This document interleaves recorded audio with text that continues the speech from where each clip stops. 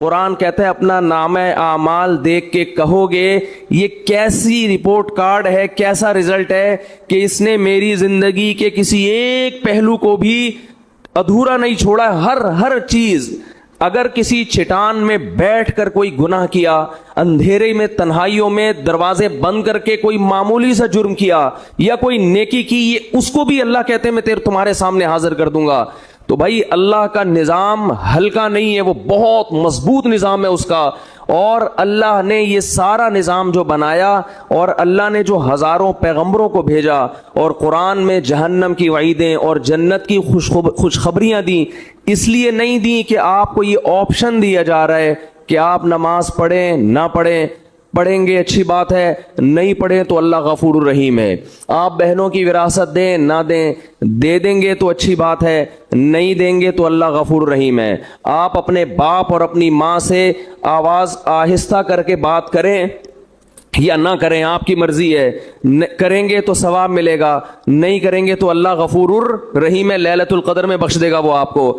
آپ کی مرضی کہ آپ یتیم کا مال جو آپ کا چھوٹا بھائی ہے، وراثت جس کی پوری بنتی ہے، آپ بڑے ہونے کا ناجائز فائدہ اٹھا کے اس چھوٹے کی وراثت کھا جاتے ہو، آپ کی مرضی ہے، نہیں کھاؤ گے تو ثواب ملے گا، کھا جاؤ گے تو لیلۃ القدر میں سب کی بخشش ہو جائے گی، شب برات میں ہو جائے گی بخشش، عید کے دن بخشش ہو جائے گی، رمضان میں بخشش ہو جائے گی، آپ اگر جمعے کے دن مر گئے تو آپ کی بخشش ہو جائے گی، آپ اگر لیلۃ القدر میں مر گئے تو آپ کی بخشش ہو جائے گی۔ اگر اس طرح سے میرے بھائی بخششوں کا نظام ہوتا تو قرآن اتنی وعیدیں نہ سناتا، وَإِذَا الْمَوْءُودَةُ سُئِلَتْ بِأَيِّ ذَنبٍ قُتِلَتْ، یہ نہ بتاتا کہ جس دن زندہ دفن کی ہوئی بچی کو زندہ کی کر کے اللہ پوچھے گا بتا تجھے کس جرم میں قتل کیا گیا۔ پھر قرآن یہ نہ کہتا کہ جو یتیم کا مال کھاتے ہیں وہ اپنے پیٹ میں جہنم کے انگارے ڈال رہے ہیں۔ پھر قرآن یہ نہ کہتا لا یحل لکم ان ترثوا النساء کرہا، اے ایمان والو تمہارے لیے عورت کی وراثت کھانا حلال نہیں ہے۔ پھر قرآن یہ نہ کہتا ان الذین یکسبون الاثم سیجزون بما كانوا یقترفون، گناہ کرو لیکن یہ دماغ میں رکھ کے عن قریب اس کا بدلہ تمہیں ملنے والا ہے، اس کی سزا تمہیں ملنے والی ہے، تمہارے خلاف کیس چلے گا، اس کی سزا ملے گی۔ ان الذین یکسبون الاثم سیجزون، عن قریب، زیادہ ٹائم نہیں ہے، بہت جلدی اس کی سزا تمہیں ملنے والی ہے۔ آج اللہ کے غفور الرحیم ہونے کا جتنا غلط مطلب لیا اور بتایا جا رہا ہے، شاید یہ چیز اللہ کے غضب کو جتنی دعوت دے اتنا کوئی اور جرم اللہ کے غضب کو دعوت نہیں دے گا، اتنا غلط مطلب۔ بھائی لیلۃ القدر میں بخششیں ہوتی ہیں، گناہ پہلے چھوڑنا پڑے گا آپ کو، آپ اس خوش فہمی میں نہ رہیں۔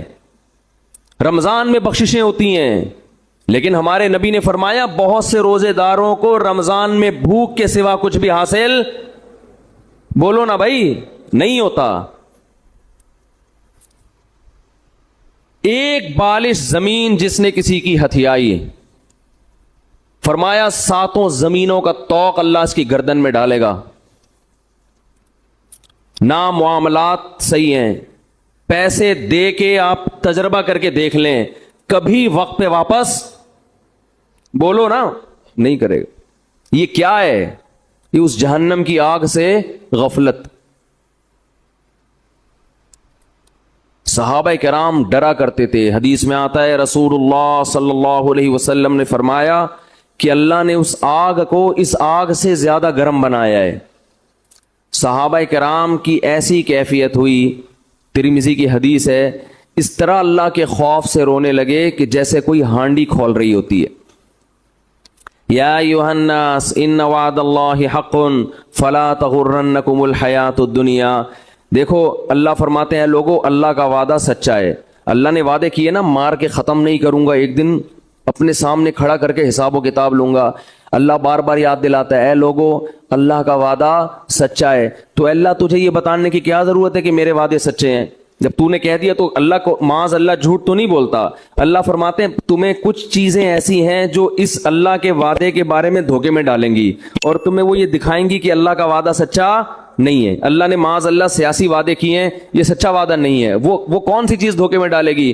فلا تغرنکم الحیات الدنیا، فرمایا اس دنیا کی ترقی، دنیا کی ظاہری چمک دھمک، تمہارے یہاں سے لوگ ہوں گے جو باتیں کریں گے گورا چاند پہ پہنچنے کی باتیں کر رہا ہے، اور مسلمان جنت اور جہنم کے چکر میں الجھے ہوئے ہیں، وہ لیبارٹریوں میں کیا کیا بنا رہے ہیں، مسلمان جنت جہنم سے باہر نہیں نکلتے، وہ یہ کر رہے ہیں، مسلمان جنت اور جہنم میں پڑے ہوئے ہیں۔ اللہ فرماتے دنیا کی جو زندگی ہے جس نے کافر کو دھوکے میں دیا، یہی زندگی کس کو دھوکہ دے گی؟ یہی تمہیں دھوکہ دے گی۔ اس زندگی میں جب تم ترقی کی جتنی قسمیں دیکھو، چاند پہ پہنچنے کی، مریخ پہ پہنچنے کی، خلائی سیاروں سے چھلانگیں لگانے کی، اس دنیا میں ایک چیز غور کر لینا، اس کے آگے موت ہے جو اس ساری ترقی کو چند سیکنڈ اور منٹوں میں خاک میں ملا کے رکھ دے گی۔ یہ ایسی ترقی ہے جو ورلڈ ٹریڈ سینٹر جیسی عمارت کو چند گھنٹوں میں زمین بوس کر دیتی ہے۔ اس لیے اس میں ترقی کرنا، مگر اس ترقی کو اصل مت سمجھنا اور اس دنیا سے دل مت لگا کے اللہ سے غافل نہ ہو جانا۔ تو یہ بہت بڑا فالٹ ہے اس دنیا کے اندر، اور یہ فالٹ سمجھ میں اس وقت نہیں آتا، اس وقت تک جب تک خود اپنے اوپر بھگتتا نہیں ہے انسان۔ جس پر جب تک موت آتی نہیں ہے نا، اس وقت تک اس کی سمجھ میں موت، جو موت کو اپنی آنکھوں سے نہیں دیکھتا نا، اس وقت تک اس کی سمجھ میں موت آتی نہیں ہے، اس وقت تک نہیں آتی۔ وہ اٹکا رہے گا، اس کا دل پلاٹوں میں، گاڑیوں میں، بنگلوں میں، دولت میں اٹکا رہے گا۔ حتیٰ کہ کینسر کا مریض ہوگا نا، ڈاکٹر کہہ دیں گے 6 مہینے رہ گئے ہیں، مگر دل دنیا سے اس کا بھی نہیں نکلے گا، وہ پھر اسی میں لگا رہے گا۔ ایسے پیشنٹ ہم نے دیکھے ہیں، ڈاکٹر نے کہہ دیا 6 مہینے رہ گئے، 7 مہینے رہ گئے، 8 مہینے رہ گئے، لیکن ان کا خیال یہ کہ ابھی ہم اتنے آرام سے نکلنے والے نہیں ہیں یہاں سے۔ ان کی پہ بھی غفلت۔ او بھائی تم تو توبہ کر لو۔ قرآن کے الفاظ دیکھیں، قرآن کہتا ہے وَلَوْ رُدُّوا لَعَادُوا لِمَا نُهُوا عَنْهُ۔ کتنے لوگ ایسے ہوں گے کہ جب جہنم کی آگ کو اپنی آنکھوں سے دیکھیں گے تو اللہ سے کہیں گے ایک دفعہ دنیا میں بھیج دے۔ اللہ کہتے ہیں کہ یہ ایسے بدبخت لوگ ہیں کہ اگر اللہ نے ان کو دنیا میں بھیجا تو یہ جو جرم کر رہے تھے نا وہی دوبارہ کرنا شروع کر دیں گے۔ یہ اسی امید پہ کریں گے کہ شاید کل میں توبہ کر لوں، شاید کل میں توبہ کر لوں۔ راتوں کو اپنی دعاؤں میں اللہ سے جہنم کی آگ سے پناہ مانگنے کا معمول بنائیں۔ یہ چیز آج ہماری زندگیوں سے نکل گئی ہے۔ والذین آمنوا مشفقون منہا، فرمایا کافر مانگتا ہے کہ کہاں ہے وہ جہنم، کہاں ہے وہ آخرت، دکھاؤ مجھے۔ فرمایا اور مومن اس سے خوف کرتا ہے، اس سے ڈرتا ہے، مطالبہ نہیں کرتا۔ تو اللہ نے قرآن میں کیا کہا؟ لَأَمْلَأَنَّ جَهَنَّمَ، میں بھر دوں گا انسانوں سے اور جنات سے جہنم کو۔ اللہ کے لیے یہ ان ذَلِكَ عَلَى اللَّهِ يَسِيرٌ۔ پھر قرآن یہ بھی کہتا ہے کہ اللہ پر یہ کام مشکل نہیں ہے۔ یہ کیوں کہا اللہ نے کہ اللہ پہ یہ کام مشکل نہیں ہے؟ ظاہر ہے جس نے آسمانوں اور زمینوں کو بنایا، ساری کائنات کو بنایا، اس کے لیے کیا مشکل ہے کسی کو یہاں سے اٹھا کے وہاں پھینک دے؟ لیکن اللہ یہ لفظ اس لیے بیان کرتا ہے کہ تمہیں ایسا لگتا ہے کہ اللہ ایسا نہیں کر سکتا، اتنے سارے انسانوں کو کیسے ڈالے گا؟ کیا اس کا دل نہیں ہے؟ کیا اس کو رحم نہیں آئے گا؟ اس لیے اللہ نے فرمایا کہ نہیں آئے گا رحم۔ یہ تم خوش فہمی میں مبتلا ہو کہ مجھے جتنا رحم آنا تھا مجھے آ گیا ہے۔ یہ رحم ہی تو ہے، کتنی مہلت دیتا ہے وہ، بار بار توبہ کا موقع دیتا ہے۔ 1000 بار بھی گناہ کیا، 1000ویں بار توبہ کرو گے اسی طرح قبول کرے گا جیسے پہلی دفعہ توبہ قبول کی تھی۔ یہ رحم ہی تو آیا تھا۔ اب تم یہ چاہ رہے ہو کہ وہ اتنا رحیم بن جائے کہ آپ جو مرضی کرتے رہو وہ بخشتا رہے تمہیں۔ اس خوش فہمی میں مبتلا ہونے کی ضرورت، بولو بھائی، نہیں، ایسا نہیں۔ ام نجعل المتقین کالفجار، انداز دیکھیں قرآن کا۔ قرآن کہہ رہے کیا تم یہ سمجھتے ہو کہ نیک اور برے لوگوں کا انجام سیم کر دوں گا؟ دیکھو یا تو آخرت میں جنت ہے یا جہنم، تیسری کوئی جگہ نہیں ہے انجام کے اعتبار سے، تیسری کوئی جگہ نہیں، یا تو ادھر یا بولے نا بھائی، تیسری کوئی جگہ نہیں ہے۔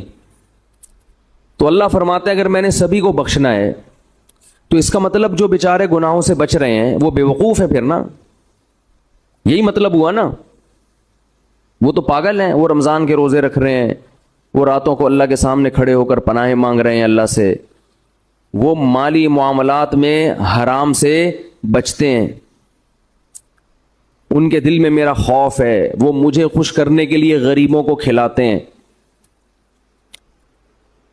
وہ امن ہوا قانت آناء اللیل, اللہ فرماتے ہیں بھلا وہ آدمی جو رات کو اٹھ کے مجھے پکارتا ہے, ساجدا وقائما, کبھی سجدے میں کبھی قیام میں, یحذر الآخرہ, آخرت سے ڈرتا ہے وہ, ویرجو رحمت ربی, رب سے امیدیں بھی لگا کے بیٹھا ہے اور آخرت سے ڈرتا ہے, یعنی خالی امیدوں پہ نہیں چل رہا, خوف بھی ہے. تو بھلا اس کو, اور جو ساری رات سوتا رہتا ہے, جو ساری رات ڈرامے فلمیں دیکھتا رہتا ہے, جو ساری رات اسنوکر کلب پہ بیٹھا رہتا ہے, جو ساری رات باپ اور ماں کو ستاتا ہے, جو ساری رات گناہوں میں زنا میں وقت گزارتا ہے, تو تم کیا سمجھتے ہو دونوں کو میں ایک جیسا کر دوں گا؟ ہے بھائی, دونوں کا انجام اس کو بخش دوں گا بھائی, چل بھائی چھوڑ, بس بخشش ہو گئی, کوئی میں بہت غفور ہوں, میں بہت بڑا ہوں. لیلۃ القدر کو دونوں جاگ لیے تھے تو اب دونوں ایک جیسے ہو گئے. بہت مشکل ہے بات سمجھانا, بہت مشکل ہے. لیلۃ القدر میں چونکہ دونوں جاگ لیے تھے, اب دونوں کیا ہو گئے ہیں بھائی, سیم. تو اللہ کہتے ہیں ام نجعل, بھلا ہم ایسا کریں گے, ہمیں تم نے یہ سمجھا ہوا ہے, ایسی بے انصافی, ایسی دھاندلی تو دنیا میں کوئی کرپٹ ترین حاکم نہیں کرتا. عدل و انصاف کا بادشاہ ایسا کیسے کر سکتا ہے؟ خوف پیدا کرنے کی ضرورت ہے. جن گناہوں کی طرف ہم جا رہے ہیں اور بغیر کسی بریک کے چلتے چلے جا رہے ہیں, برداشت بالکل ختم. قرآن نیک لوگوں کی صفت بیان کرتا ہے, الکاظمین الغیظ, غصے کے کڑوے گھونٹ کو پیتے ہیں. یہ باپ کے سامنے غصہ نہیں, ماں کے سامنے نہیں, اپنے بڑوں کے سامنے نہیں. آج چھوٹوں پہ برداشت کر لیتا ہے, طاقتور ہے, اور بڑے پہ برداشت نہیں کرتا. میں کہتا ہوں جتنی باس کی برداشت کرتے ہو اس کا 10واں حصہ اگر باپ کی برداشت کر لو تو شاید بخشش ہو جائے. وہ باس تمہارا کچھ نہیں لگتا, وہ صرف پیسے دیتا ہے تمہیں, پیسوں کے لیے رکھا ہوا ہے. جس دن تم نے دیکھو سعودی عرب سے 20-20 سال لوگ جاب کر رہے ہوتے ہیں, جاب لیس ہو کے یہاں نظر آتے ہیں. میں پوچھتا ہوں یار آپ تو 20 سال سے ایک سیٹ کے پاس ملازمت کر رہے تھے, کیا ہوا؟ کہتے ہیں یار وہ مجھے گردوں کا کوئی مسئلہ کھڑا ہو گیا تھا, فوراً کمپنی نے نکال دیا. کہتا ہوں یار 20 سال آپ نے جس کمپنی سے وفا کی ہے, گردوں کے تھوڑے سے مسئلے پہ اس کمپنی نے آپ کو نکال دیا, تو آپ کو ٹینشن نہیں؟ کہہ رہے ٹینشن کس بات کی بھائی, وہ مجھے ملازمت کے لیے رکھا تھا, اب میں ہارڈ ورکنگ کر نہیں سکتا تو انہوں نے نکال دیا. بالکل صحیح کیا. باس نے مجھے کہا کہ ریزائن دے دیں آپ, میں نے دے دیا ریزائن. جنہوں نے اپنے مفاد کے لیے رکھا ہوا ہے, جہاں آپ کو کوئی بیماری ہوئی فوراً آنکھیں انہوں نے پھیر لیں, ان کے ساتھ تو ایسی وفا ہے یار. 20 سال میں کبھی باس سے ایک دفعہ بھی پھڈے کی نوبت, بولو نا, 20 سال میں ایک دفعہ بھی باس سے پھڈے کی نوبت نہیں آئی. اور جو باپ آپ چاہے لنگڑے ہو, لولے ہو, اندھے ہو, کانے ہو, بہرے ہو, فالج زدہ ہو, وہ باپ آپ کو کبھی گھر سے کبھی نہیں نکالے گا گھر سے. اس باپ اگر وہ تیز آواز سے بات کرتا ہے, وہ سختی کرتا ہے, تو آپ کا میٹر گھوم جاتا ہے. دنیا کو بے وقوف بنانا آسان, لیکن جس خدا نے پیدا کیا وہ ہماری ان حرکتوں کو نوٹ کر رہا ہے, لکھ رہا ہے. وہ قرآن کہتا ہے ایسا انتظام کر رہا ہوں کہ فرشتے بٹھا دیے, ان کی فائلیں تیار کرو, ایک ایک لفظ لکھو ان کا. جو قریبی رشتہ ہے اس کا حق اتنا زیادہ, لیکن جب سے دنیا میں کفر کی حکومت ہے, جتنا قریبی ہے اس کا رشتہ اتنا ہی کم. آج دنیا میں جانوروں کے حقوق پر بات ہو رہی ہے, ماں باپ کے حقوق پر بات نہیں ہو رہی ہے. ایک فادر ڈے منا لیتے ہیں, اس میں چاکلیٹ موکلیٹ اس کو گفٹ کر دیتے ہیں گورے. ایک مدر ڈے میں کو 2-4 پھول ہار پہنچا دیتے ہیں اس کو. یہ فادر ڈے اور مدر ڈے منانا چھوڑ دیں, یہ ماں باپ کے ساتھ بدترین مذاق ہے, یہ خوب سمجھ لیں. بالکل اس کا بائیکاٹ کریں. یہ جو فادر ڈے اور مدر ڈے, یہ ان لوگوں کا کام ہے جن کا باپ اور ماں سے سال میں ایک پورے سال رشتہ ہوتا ہی نہیں ہے, وہ کبھی کبھار تھوڑا بہت یاد کر لیتے ہیں. تو اللہ کا عذاب بہت سخت ہے. یا ایھا الناس ان وعد اللہ حق، اے لوگو اللہ کا وعدہ سچا ہے. فلا تغرنکم الحیات الدنیا، اللہ فرماتے ہیں کہ یہ دنیا کی زندگی تمہیں دھوکے میں نہ ڈال دے. ولا یغرنکم باللہ الغرور، اور شیطان تمہیں دھوکے میں نہ ڈال دے. شیطان تمہارے برے عمل کو چمک پٹیاں لگا کے تمہارے سامنے مزین کر کے پیش کرے گا. یہ خود بھی برباد ہوگا، تمہیں بھی برباد کرے گا. کتنے وعدے اللہ کر رہا ہے بھائی. اس رمضان کا تھوڑا سا حصہ ہے، آج گناہوں سے توبہ کر لو سچے دل سے. اے اللہ جو نماز کو قضا کرتا ہے، اے اللہ آئندہ زندگی میں کبھی نماز قضا نہیں ہوگی. دیکھو نماز کا معاملہ اتنا ہلکا نہیں ہے جتنا ہم سمجھتے ہیں. ہمارے ہاں نمازی بھی بے نمازی ہیں، بہت افسوس کے ساتھ کہنا پڑتا ہے. جو نماز پڑھتا ہے اس نے نماز کو بالکل اینڈ میں رکھا ہوا ہے، سب سے آخر میں. سارے کاموں سے فارغ ہوگا تو نماز ہو جائے گی. سفر میں نماز قضا کر دیتے ہیں، بیماریوں میں نماز قضا کر دیتے ہیں. ہم نے نمازی لوگ دیکھے ہیں بستر پہ پڑے ہوئے نماز نہیں چھوڑتے، آپریشن تھیٹر میں نماز نہیں چھوڑتے. نمازی عورتیں بچے کی ولادت سے پہلے نماز نہیں چھوڑتی. وہ آپریشن تھیٹر میں ہوں گی، ان کو فکر ہوگی کہ نماز کا وقت کہیں ضائع نہ ہو جائے. اس کو نماز کہتے ہیں، اس کو نمازی کہتے ہیں. ہمارے ایک رشتہ دار انڈیا سے آئے تھے، ان کی عمر میرا خیال ہے 70 سال ہوگی، بہت پرانا واقعہ یہ. ان کے بارے میں ہم نے سنا تھا کہ جب سے بالغ ہوئے ہیں اس وقت سے اب تک ان کی کوئی نماز قضا نہیں ہوئی. 55-60 سال میں کوئی نماز قضا نہیں ہوئی جب سے بالغ ہوئے. میں حیران تھا، ایسے لوگ بھی دنیا میں ہیں. ہم چھوٹے تھے، یہ بات ہے تقریباً 84-85 کی. انہیں کلفٹن گھمانے کے لیے اور ادھر ادھر کراچی کی مختلف جگہیں دکھانے کے لیے لے گئے. تو مجھے اندازہ ہوا واقعی اس بندے کی نماز کبھی قضا نہیں ہوئی ہوگی. بات بات میں بھائی نماز کا ٹائم تو نہیں ہے، بھائی کوئی مسجد ہے قریب میں، بھائی ایسا تو نہیں کہ نماز قضا ہو جائے گی. سارا ہم تفریح میں لگے ہوئے ہیں اور ان کے دماغ میں سارا دن کیا چل رہا ہے. بھائی ایسا نہ ہو ٹائم ہو جائے پانی نہ ملے کہیں. ہم ان کو تسلی دیتے حضرت ایسا نہیں ہے، آپ بے فکر رہیں. اس وقت مجھے اندازہ ہوا کہ واقعی ان کے بارے میں جو ہے کہ زندگی میں نماز کبھی قضا نہیں ہوئی، تو واقعی ایسے شخص کے بارے میں یہ کہنا ممکن ہے کہ اس کی نماز کبھی قضا نہیں ہوئی.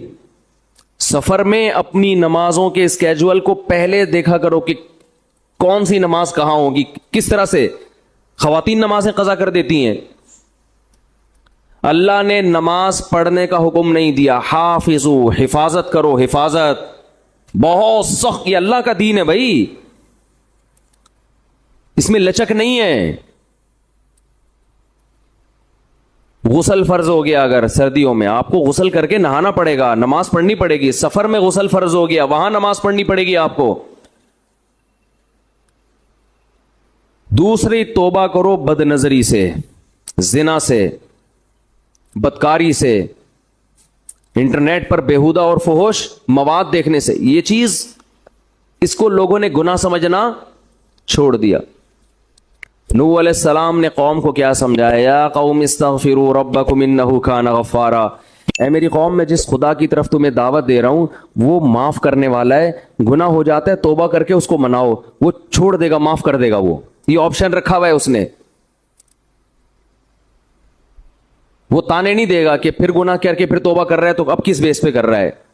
لیکن کرو تو صحیح. اگر گناہ نہیں چھوٹ رہا، لت پڑ جاتی ہے. جو لوگ فحش فلمیں دیکھتے ہیں عادت پڑ جاتی ہے ان کو. او بھائی عادت پڑ گئی ہے، عادتیں چھوٹتی بھی تو ہیں.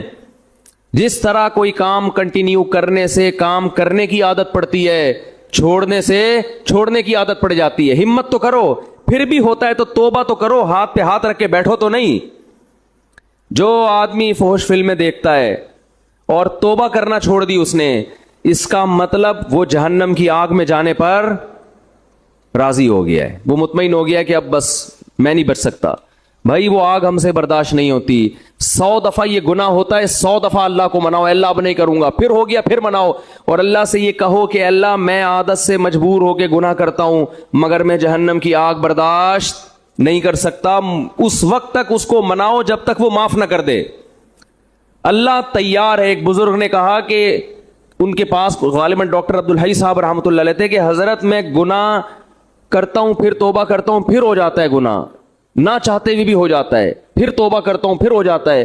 فرمایا کوئی بات نہیں, اگر متقی لوگوں میں شمار نہ ہوا اللہ توبہ کرنے والوں میں شامل کر لے گا. کیا کہتا ہے, ان اللہ یحب التوابین ویحب المتطہرین, اللہ کو جیسے پرہیزگار لوگوں سے محبت ہے توبہ کرنے والوں سے بھی محبت ہے. تعلق تو قائم رکھو, تعلق ہی ختم کر دیا آپ نے. توبہ ایک ایلفی ہے جو ٹوٹے ہوئے تعلق کو جوڑ دیتی ہے. اللہ چاہتے ہیں مجھ سے رابطہ میں تو رہو. آپ جب کسی کو بھیجتے ہیں سفر میں, کوئی ٹینشن ہو بھائی رابطے میں رہنا, ہر تھوڑی دیر میں اطلاع دیتے. ماں باپ کو ہوتا ہی نا فکر, بھائی جس حالت میں بھی ہو اطلاع ضرور, اگر سکون میں بھی ہو اطلاع ضرور دینا.